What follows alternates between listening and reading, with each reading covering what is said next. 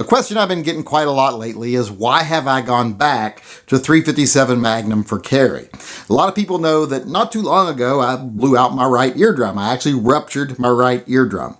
Now I did that with a hang fire, really hot 357 Magnum hand load that went off in what was basically a plexiglass closet because I had plexiglass walls like a foot on each side of me.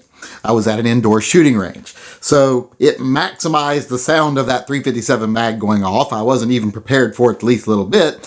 And it ruptured my eardrum, bloody eardrums and all. So I went to 40 for a while. I was like, the 40 hopefully won't blow my eardrums out if I ever have to use it. And hopefully it's a good enough round that it will do everything I want. So people are like, well, why did you go back? Are you not as concerned about your hearing anymore? Well, no, I'm still concerned about my hearing. But there's just so many positives to 357 Magnum. And when I look at the positive and negatives of both rounds, there's only really a couple of rounds that I would consider optimal for carry. Now, 40 is great for carry, 9mm is good for carry, 380 is okay for carry, 38 Special is okay for carry, but there's two rounds I think would meet pretty much every need I could think I would ever face in any daily situation, and that is 10mm and 357 Magnum. And I have said before that I don't think that there is a gun available in 10mm that is a very good gun for me. I don't see a proper platform to carry that round that I would actually shoot well and want to even shoot. So 10mm is kind of out of the picture. Now, I'm not saying that 40 caliber is not great, because 40 caliber is a great round. It's just no 10mm.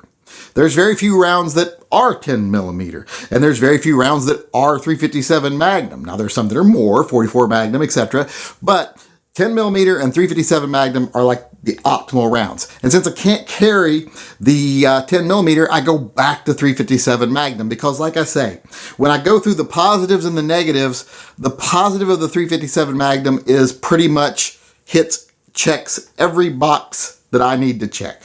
So I just feel really comfortable with it. And if I ever have to shoot it, yeah, I probably, if I'm inside of a closet, I might rupture an eardrum again.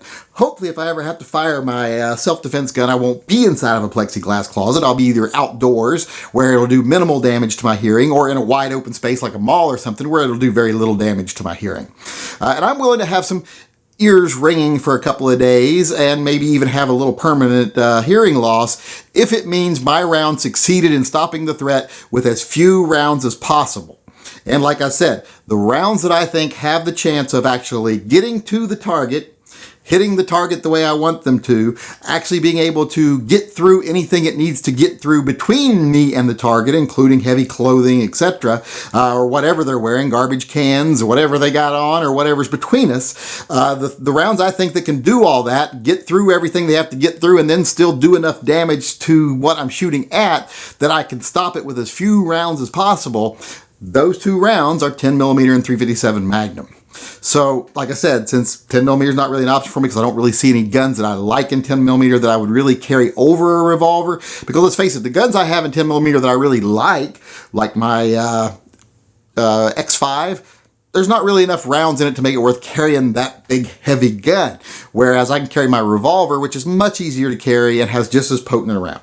Because you got to remember, when you're looking at the Underwood Extreme Penetrators, 10mm and the 357 Magnum rounds are pretty much the same. They're 140 grain bullet moving at pretty much the exact same velocities and energies, and those will actually go through bulletproof glass. So those serve pretty much any need I could think of. So that's why I go back to 357 Magnum. It's not because 40 sucks, like I said. It's not because 9mm sucks. It's just because those rounds don't do what I want them to do. They are not my optimal carry rounds. Now, if I couldn't carry my optimal carry round, I would consider them sufficient. But if I can carry whatever round I think is the best for what I might face on any given day, then why shouldn't I?